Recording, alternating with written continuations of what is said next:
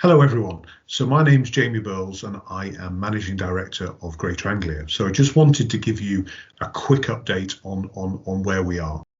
So at the moment, as you know, we're in lockdown. So the advice is for everybody to stay at home where they can and only to travel for legally permissible reasons, such as going to work, if you can't work from home, and medical appointments, for example. So as a result, as you might imagine, we're carrying less passengers at the moment. So we are running a reduced service. So we're running around 3/4 of our normal number of trains. So if you are going to travel, then please do check the train times before you do so. And if you do need to travel, then rest assured that we will keep you safe.